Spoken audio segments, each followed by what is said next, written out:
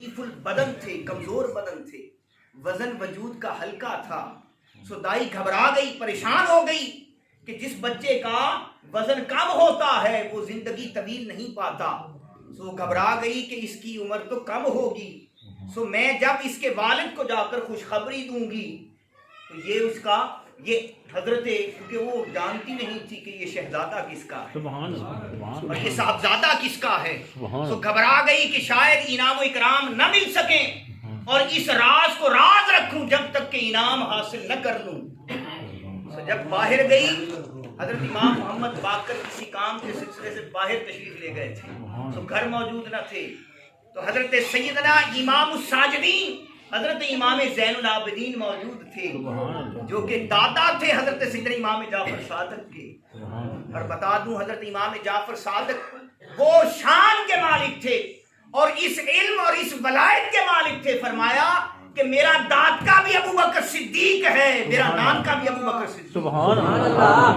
अरे सैयदना अबू बकर सिद्दीक से कमाल दर्जे की मोहब्बत करते थे और इंतहा दर्जे का इश्क रखते थे।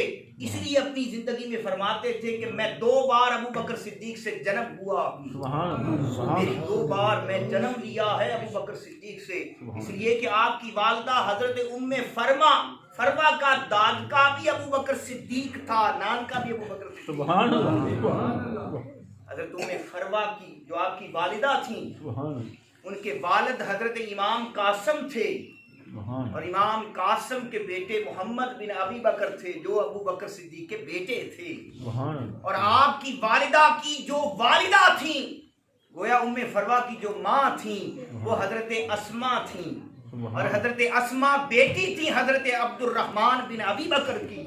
और हजरत अब्दुर्रहमान बिन अबू बकर, हजरत अब्दुर्रहमान बिन अबी बकर बेटे थे सैयदना अबू बकर सिद्दीक के। तो इसलिए फरमाते थे कि मेरा दाद का भी सिद्दीक अकबर है, मेरा नान का भी सिद्दीक अकबर है। तो इसलिए हजरत अबू बकर सिद्दीक से इंतहा दर्जे की मोहब्बत करते थे। फरमाते थे कि सिद्दीक वो थे जिन्होंने मिराज के इस अजीम मौजज़े जो ज़ात मुस्तफ़ा को अता हुआ, वो अजीम मौजज़ा कि सारे मौजज़े बादस कुरान सबसे बड़ा मौजज़ा, हजूर के मौजज़ों में से सबसे बड़ा मौजज़ा मिराजुल नबी का है। मिराज का मौजज़ा सबसे बड़ा मौजज़ा।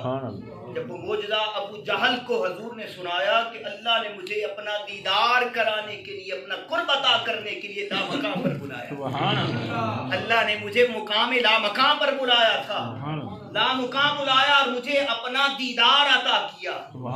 अबू जहल सुनता गया और खामोशी से बगैर कलाम किए, क्योंकि वो लामकाम को जानता नहीं था। उसकी सोच और फिक्र तो फकत ये थी कि ज़ात मुस्तफ़ा फकत मक्का में चलते फिरते रहे, मक्का से कभी बाहर नहीं गए। तो इसलिए इस सूरत के इस आयत के अंदर अल्लाह ने फकत मस्जिद हराम से मस्जिद अक्सा का जिक्र फरमाया कि सुभानल्लज़ी अस्रा बिअब्दिही लैलन मिनल मस्जिदिल हराम इलल मस्जिदिल अक्सा। अल्लाह ने सिर्फ मस्जिद हराम से अक्सा का जिक्र फरमाया इसलिए कि मेरा मुस्तफ़ा अबू जहल को बताएगा कि मैं लाख मकाम पर गया था। अबू जहल ला मकाम को नहीं जानता था, इसलिए खामोशी से चला गया। और जब अबू बकर सिद्दीक की बारगाह में पहुंचा तो कहने लगा, तुम्हें मालूम है कि कोई ये कहे कि मैं मक्का से अक्सा तक गया और अक्सा से ला मकाम पर गया, तो कोई इस बात पर यकीन कर सकता है? उसने कहा, आपने फरमाया इस बात पर कोई यकीन। फरमाया मैं भी नहीं मानता। ये किसने कहा है? अबू जहल कहने लगा, ये ज़ात महबूब मुस्तफ़ा के। सुभान अल्लाह, सुभान अल्लाह। ये हजरत मोहम्मद मुस्तफ़ा का बयान है। हजूर फरमा रहे हैं कि मैं रातों रात मस्जिद हराम से अक्सा और अक्सा से ला मकाम पर गया। हज़रत अबू बकर सिद्दीक ने फरमाया, अगर मेरे आका ने फरमाया है तो फिर सच फरमाया, सुभान अल्लाह। अगर हजूर ने फरमाया है तो सच फरमाया है, हक फरमाया है। इसलिए कि हाँ, वो एक शायर बहुत अच्छा खूब बयान करता है।